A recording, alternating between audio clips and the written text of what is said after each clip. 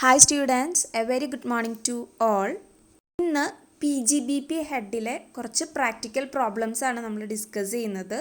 Last ക്ലാസ്സിൽ എങ്ങനെയാണ് taxable business income PGBP ഹെഡിൽ കാൽക്കുലേറ്റ് ചെയ്യാമെന്ന് നമ്മൾ ഡിസ്കസ് ചെയ്തു. ഇന്ന് ഒന്നുകൂടെ നമുക്കൊന്ന് റീകളക്ട് ചെയ്യാം. നമുക്കറിയാം, ക്വസ്റ്റ്യനിൽ നമുക്ക് P&L അക്കൗണ്ട് ആയിരിക്കും തന്നിട്ടുണ്ടാവുക. അതിനൊരു ഡെബിറ്റ് സൈഡും ക്രെഡിറ്റ് സൈഡും ഉണ്ടായിരിക്കും. ഡെബിറ്റ് സൈഡിൽ എക്സ്പെൻസസും ക്രെഡിറ്റ് സൈഡിൽ ഇൻകം ആയിരിക്കും.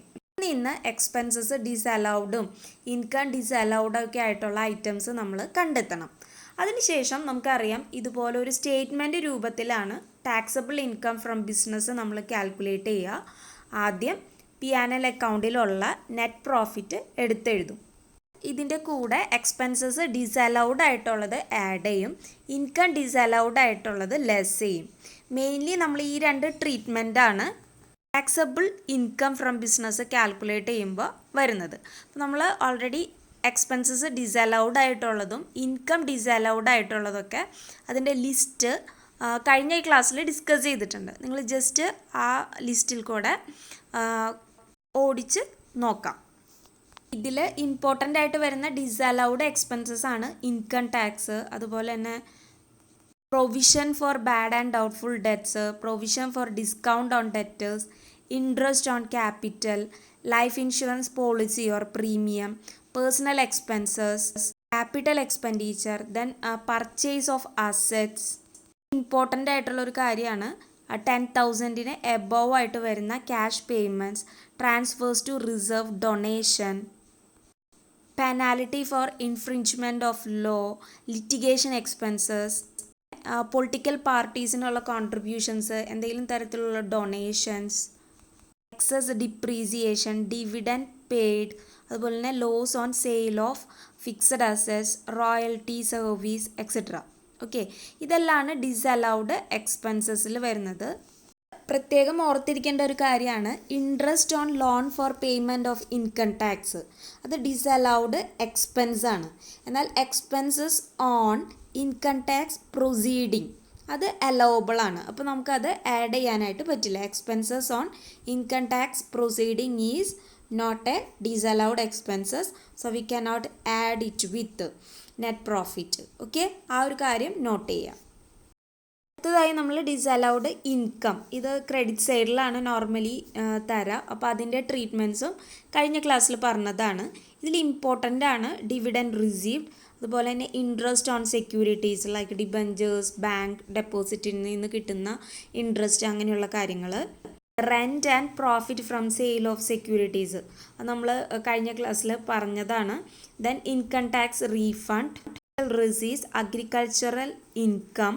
അതുപോലെ തന്നെ വെരി ഇമ്പോർട്ടൻ്റ് ആയിട്ടുള്ളൊരു കാര്യമാണ് bad debts written off recovered. ഇതും മുൻപ് നോട്ട് അലൗഡ് ആയിട്ടുള്ള ബാഡ് ഡെറ്റ്സ് അങ്ങനെ റിക്കവറബിൾ ആയിട്ടുള്ളതാണെങ്കിൽ ഡിസലൗഡ് ഇൻകാണ്. അപ്പോൾ ഇതിൻ്റെ ഒരു ട്രീറ്റ്മെൻറ്റ് നമ്മൾ കഴിഞ്ഞ പ്രോബ്ലത്തിലും ചെയ്തതാണ്. ഓക്കെ, അപ്പോൾ ഇത്രയും കാര്യങ്ങൾ മനസ്സിൽ വെക്കുക. ഇനി നമുക്ക് പ്രാക്ടിക്കൽ പ്രോബ്ലംസ് നോക്കാം. അപ്പോൾ ഈ പ്രോബ്ലത്തിൽ നമുക്ക് P&L അക്കൗണ്ട് അല്ല തന്നിട്ടുള്ളത്, P&L അക്കൗണ്ടിലെ സം ഡീറ്റെയിൽസ് ആണ് തന്നിട്ടുള്ളത്. അപ്പോൾ first of all net profit 1,43,700 തന്നിട്ടുണ്ട്. ഇനി തന്നിട്ടുള്ള ഐറ്റംസിൽ നിന്ന് നമ്മൾ ഡിസലൗഡ് എക്സ്പെൻസസും ഇൻകം എല്ലാം നോക്കണം. എല്ലാ ഐറ്റംസും നമുക്ക് നോക്കിയാൽ അറിയാൻ പറ്റും പെയ്ഡാണ്. അപ്പോൾ എക്സ്പെൻസസ് മാത്രമേ വരുന്നുള്ളൂ. ഇതിൽ ഇൻകത്തിൻ്റെ ഒരു പ്രൊവിഷൻസും തന്നിട്ടില്ല. ഈ ഐറ്റത്തിൻ്റെ ഇടയിൽ നിന്ന് നമ്മൾ ഡിസലൗഡ് എക്സ്പെൻസസ് ഐഡൻറ്റിഫൈ ചെയ്യുക. അത് നെറ്റ് പ്രോഫിറ്റിൻ്റെ കൂടെ ആഡ് ചെയ്താൽ നമുക്ക് ടാക്സബിൾ പ്രോഫിറ്റ്സ് ഫ്രം ബിസിനസ് കിട്ടും. ക്വസ്റ്റ്യൻ വായിക്കുമ്പോൾ തന്നെ ഡിസലൗഡ് എക്സ്പെൻസസ് ഓരോന്നും നമുക്ക് നോക്കാം. സെയിൽസ് ടാക്സ് പെയ്ഡ് ആണ്, അത് നമുക്കറിയാം ഡിസലൗഡ് എക്സ്പെൻസസ് അല്ല. Second one income tax paid ആണ്, അത് നമുക്കറിയാം ഡിസലൗഡ് എക്സ്പെൻസസ് ആണ്. അപ്പോൾ ജസ്റ്റ് ഒരു ടിക്ക് മാർക്ക് ഇടുക. Interest on loan for payment of income tax, അത് ഡിസലൗഡ് എക്സ്പെൻസസ് ആണ്. അപ്പോൾ ഒരു ടിക്ക് മാർക്ക് ഇടുക. നേരത്തെ പറഞ്ഞു interest on loan for payment of income tax disallowed expenses ആണ്. ബട്ട് നെക്സ്റ്റ് ഐറ്റം നോക്കുക, expenses on income tax proceeding disallowed expenses അല്ല, അപ്പോൾ ടിക്ക് മാർക്ക് ചെയ്യേണ്ട. ദെൻ അടുത്ത ഐറ്റം ഇൻട്രസ്റ്റ് ഓൺ ക്യാപിറ്റൽ, അത് നമുക്കറിയാം അതും എന്താണ് ഡിസലൗഡ് എക്സ്പെൻസസ് ആണ്. ചാരിറ്റി ഡൊണേഷൻ അതുപോലെ തന്നെ പൊളിറ്റിക്കൽ പാർട്ടീസിനുള്ള കോൺട്രിബ്യൂഷൻസ് എല്ലാം ഡിസലൗഡ് എക്സ്പെൻസസ് ആണ്. അപ്പോൾ ആ 200 ഡിസലൗഡ് എക്സ്പെൻസസിൽ നമ്മൾ ഇൻക്ലൂഡ് ചെയ്യും. അപ്പോൾ അതും ടിക്ക് മാർക്ക് ചെയ്യുക. ദെൻ സാലറി ടു സ്റ്റാഫ് അതൊന്നും ഇതിനകത്ത് വരുന്നതല്ല, നമുക്ക് അറിയാം ഡിസലൗഡ് എക്സ്പെൻസസ് അല്ല. റെൻറ്റ് പെയ്ഡ് അതും ഡിസലൗഡ് എക്സ്പെൻസസ് അല്ല. അപ്പോൾ പ്രോബ്ലം വായിക്കുമ്പോൾ തന്നെ നമ്മൾ net profit disallowed expenses identify ചെയ്തു. ദെൻ നമുക്ക് എന്ത് ചെയ്യാം, ഒരു സ്റ്റേറ്റ്മെൻറ്റ് വരയ്ക്കുക. ദെൻ ടാക്സബിൾ ഇൻകം കാൽക്കുലേറ്റ് ചെയ്യാം.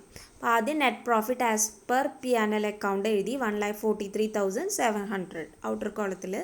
ദെൻ ഡിസലൗഡ് എക്സ്പെൻസസ് ഓരോന്നും ആഡ് ചെയ്യേണ്ടത് എഴുതാം. ഓരോന്നും നമ്മൾ ഇന്നർ കോളത്തിലാണ് എഴുതുന്നത്. അപ്പോൾ നമ്മൾ ഓൾറെഡി ടിക്ക് മാർക്ക് ചെയ്ത് വെച്ചിട്ടുണ്ട്. Income tax, interest on loan, interest on capital and charity. Okay, അപ്പോൾ അത് എല്ലാം കൂടെ ആഡ് ചെയ്യുമ്പോൾ 26,800 നമുക്ക് കിട്ടും.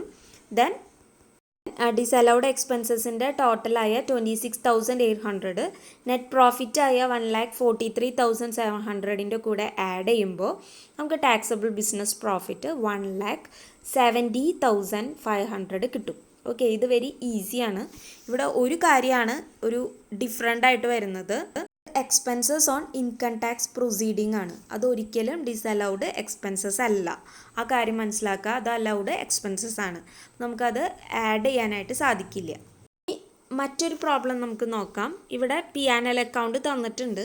ബട്ട് അതൊരു സ്റ്റേറ്റ്മെൻറ്റ് രൂപത്തിലൊന്നല്ല. ഡെബിറ്റ് സൈഡിലുള്ള എക്സ്പെൻസസ് സെപ്പറേറ്റും ക്രെഡിറ്റ് സൈഡിലുള്ള ഇൻകം സെപ്പറേറ്റും തന്നിട്ടുണ്ട്.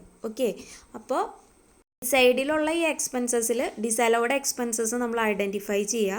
ക്രെഡിറ്റ് സൈഡിലുള്ള ഐറ്റംസിൽ ഡിസലൗഡ് ഇൻകം ഐഡൻറ്റിഫൈ ചെയ്യുക. ദെൻ എന്ത് ചെയ്യുക, ഡിസലൗഡ് എക്സ്പെൻസസിനെ P&L അക്കൗണ്ടിലെ നെറ്റ് പ്രോഫിറ്റ് വെച്ച് ആഡ് ചെയ്യുക.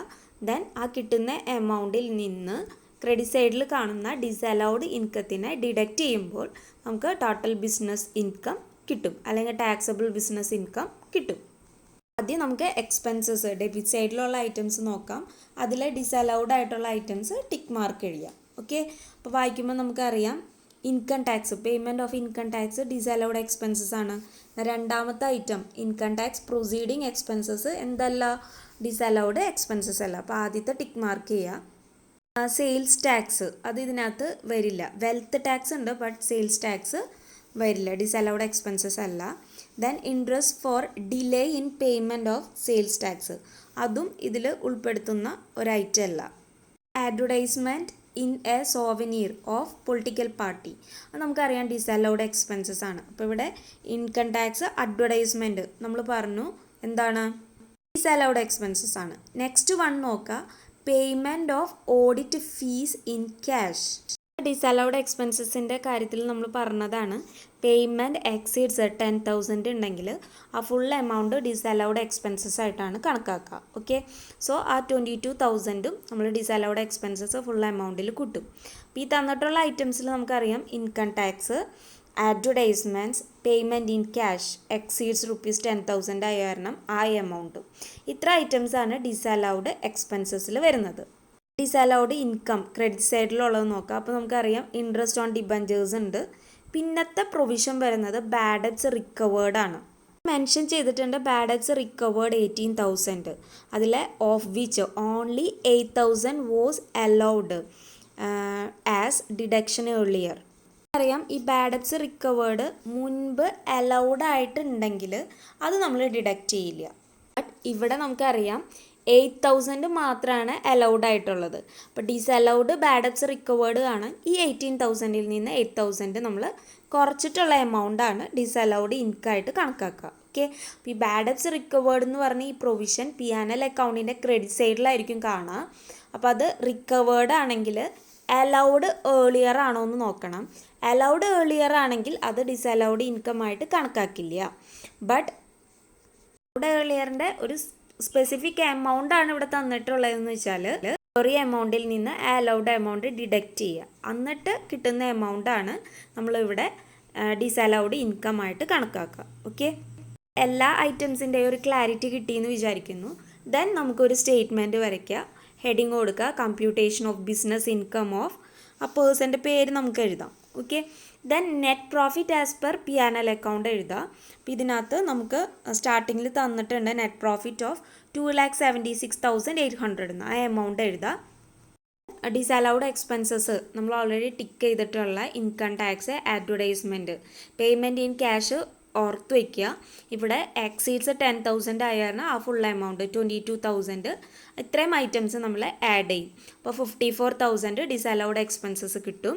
അത് നെറ്റ് പ്രോഫിറ്റ് 2,76,800 കൂടെ ആഡ് ചെയ്യുമ്പോൾ 3,30,800 നമുക്ക് കിട്ടും. ഇതിൽ നിന്ന് ഡിസലൗഡ് ഇൻകംസ് നമുക്ക് ഡിഡക്റ്റ് ചെയ്യാം.